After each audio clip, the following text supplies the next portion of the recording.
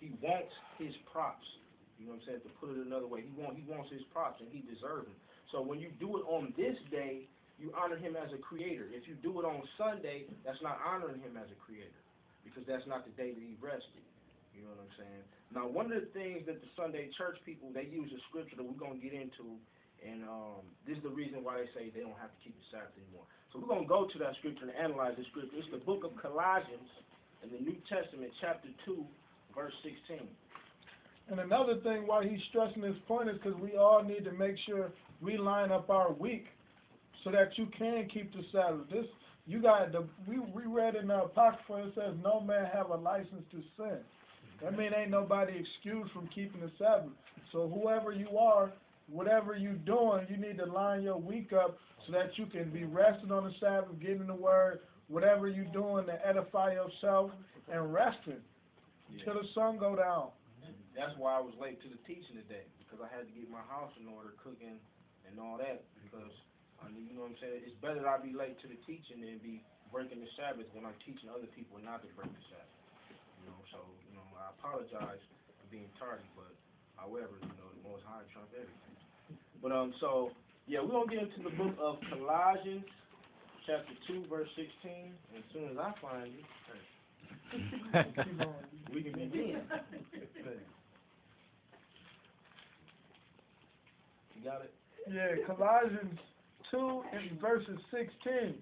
Let no man therefore judge you in meat or in drink or in respect of an holy day or of the new moon or of the Sabbath days.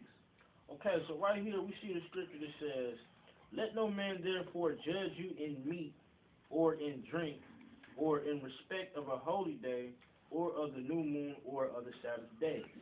Now, in retrospect, just looking at this from a worldly perspective, it seems like, yeah, we can eat whatever we want, we can drink whatever we want, you know what I'm saying? So when it says the word judge here, you got to understand, you know what I'm saying, that at the time that Paul is teaching, you know what I'm saying, this doctrine, you know what I'm saying, people are still getting stoned for breaking laws. You know what I'm saying? Even though he in Antioch teaching the Europeans in Asia Minor, you know what I'm saying, the full understanding of Christ hasn't came to. You know what I'm saying? So people are getting stoned. Judge means something is actually going to happen to you. You know what I'm saying? Not an open rebuke. If I tell you you're wrong for doing this, you know what I'm saying? That's not necessarily judging you. That's an open rebuke. You know what I'm saying? But these people were getting judged like, dog, I seen it, like, it's a scripture will tell you this dude was picking up stuff on the Sabbath, like picking up sticks. Or sticks, you know what I'm saying? And they took him out there and stoned him to death. Right. Because you're not supposed to do no work. That's being judged. You know what I'm saying? So Christ came and he gave us grace. Grace is grace, period. Like if you late on your cell phone bill, you know what I'm saying, give me 5 days, I have your money, they let your phone remain on. Grace is short for a grace, period. You know what I'm saying? Now, if you don't have Christ's money when you die, you know what I'm saying, then you're going to get judged. And something bad going to happen to you. You know what I'm saying? Now, when they say judge you in meat, you got to understand that it was a sect of Jews back in the day called the Essenes. And they were saying that people shouldn't eat meat at all. Not a particular type of meat, not pork or beef. They're saying we ain't supposed to eat meat at all. You know what I'm saying? But of course, that don't make sense because Christ and his disciples sat down and ate the Passover lamb. You know what I'm saying? So that just blows that out the water. You know what I'm saying?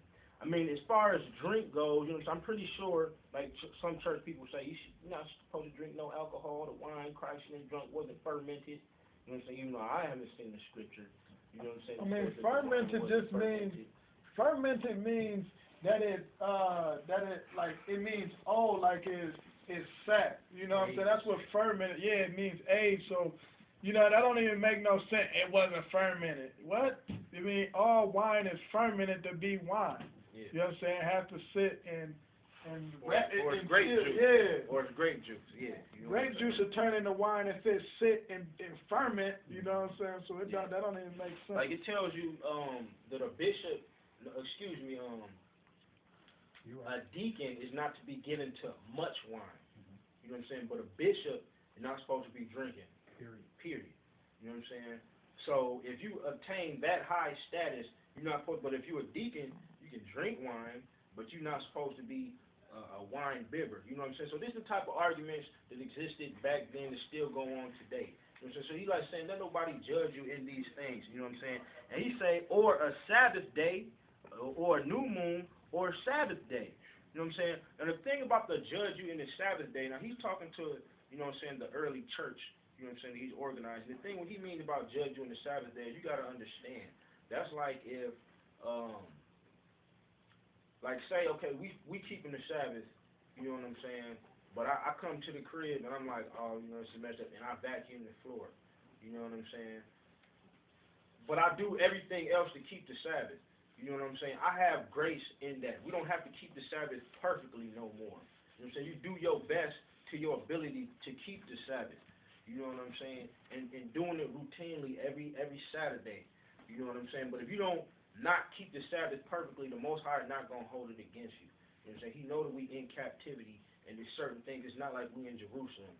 You know what I'm saying? Where everybody stopped and everything stopped for the Sabbath. You know, he know. So you might have a job. You know what I'm saying? That sometimes you got to work. You know what I'm saying? But when you get off work, you do your best.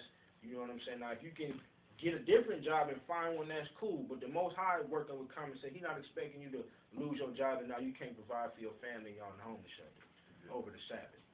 You know what I'm saying? So in retrospect, he's saying, let no man judge you like that, telling you you wrong because you did this, because we gonna all do stuff wrong. If that's the case, then I could turn around and be like, well, yeah, but you was looking at that girl the other day, and you know you married. You know what I'm saying? It's always stuff. You know what I'm saying, that you can point out, and then you nitpicking. You know what I'm saying, when you need to worry about yourself. You know what I'm saying? Now, men in positions of power, you know what I'm saying, like if you see me or see him doing wrong and you say something, I'm not going to get mad at you for saying something, you know what I'm saying, because we're going to be held to a higher standard for being teachers of the word. You know what I'm saying? But as far as regular people, you know what I'm saying, we're not supposed to be nitpicking and this, that, or the other. You know what I'm saying? Now, I'm not saying look at us like we Christ or the Most High, like we ain't going to do everything perfect like them, you know what I'm saying? But you know when you got a pastor that just ain't right, we've seen it many times in the Sunday church, you know what I'm saying, on some Eddie Long type stuff. You're not supposed to ever be preaching the word. You know what I'm saying? That type of stuff wasn't happening in the scriptures. It wasn't, that one time Ezekiel had got caught with the little boy.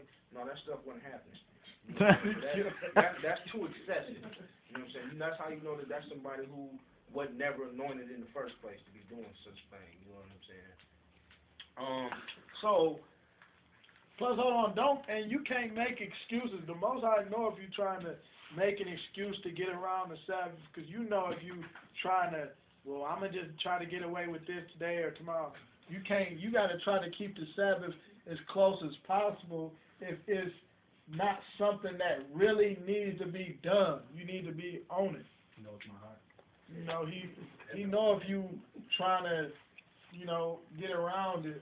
Okay, so now, for further clarification, we're going to go to the book of Hebrews, chapter 4.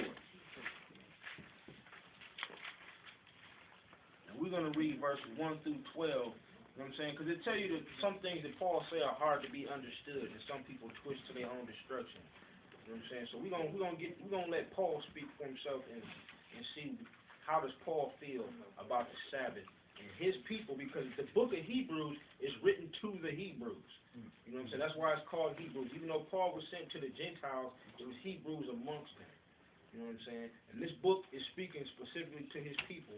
And since we are the Hebrews, let's see the instruction that Paul gave us in the book of Hebrews, chapter 4, verses 1 through 12.